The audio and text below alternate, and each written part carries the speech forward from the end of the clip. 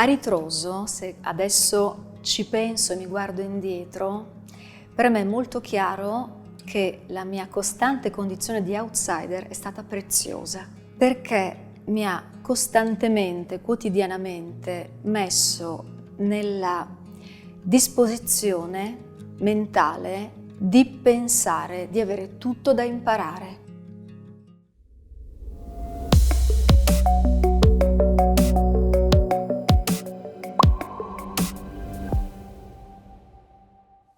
Io sono una filosofa, non sono l'unica ormai in questo nostro Ateneo e sono arrivata qui ad architettura per insegnare estetica agli architetti in origine, quindi diciamo soprattutto quella parte dell'estetica che in questo caso, nel mio caso, è la filosofia dell'arte. Ho sempre avuto, fin dalla mia tesi di dottorato, una passione per temi epistemologici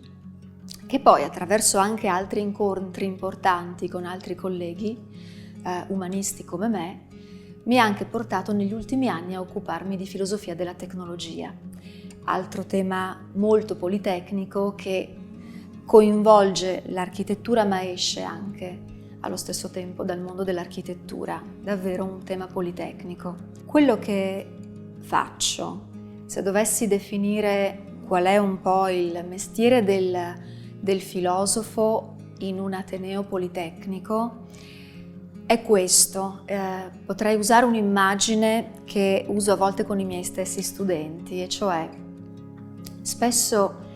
chi fa il progettista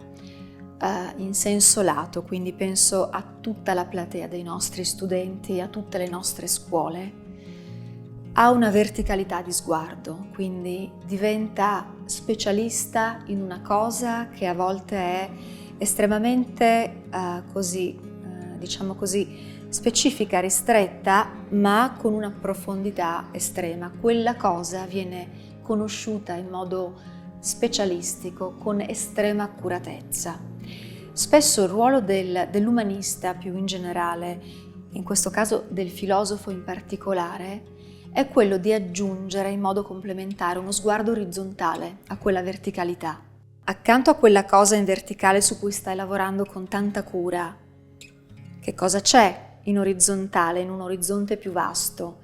in senso intanto sincronico, cioè quale può essere il suo impatto sui cittadini, sulla società, oppure sul mondo della cultura, e poi in modo anche diacronico, cioè attraverso il tempo che passa. Rispetto a un lavoro di squadra, sono molto orgogliosa e felice di quello che sto facendo con alcuni colleghi che sono come me umanisti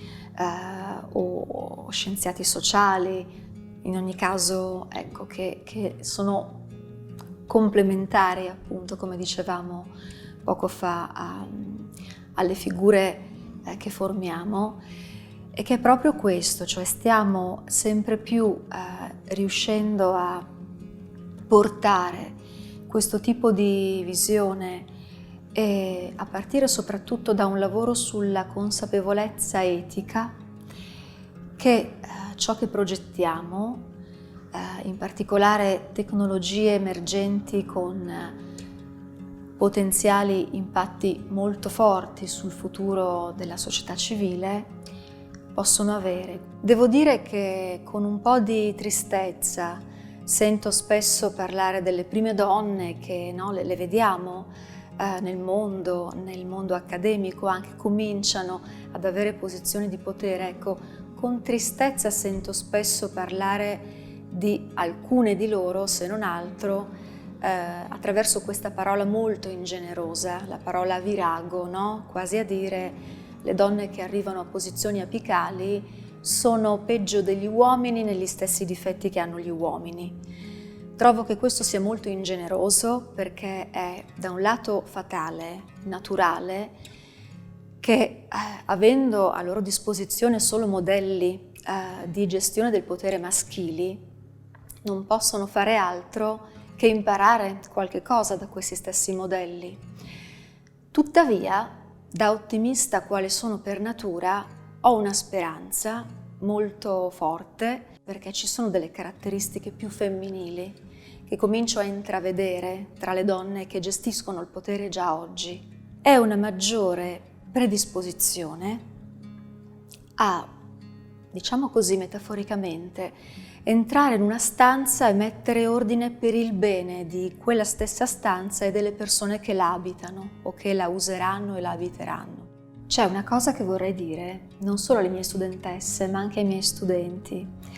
perché va un po' contro a tutto quello che va molto oggi, no? Questa velocità e anche questo continuo esprimere opinioni su tutto in pochi secondi, quasi saltando le riflessioni. E quindi la cosa che vorrei dire loro è proprio di non aver paura,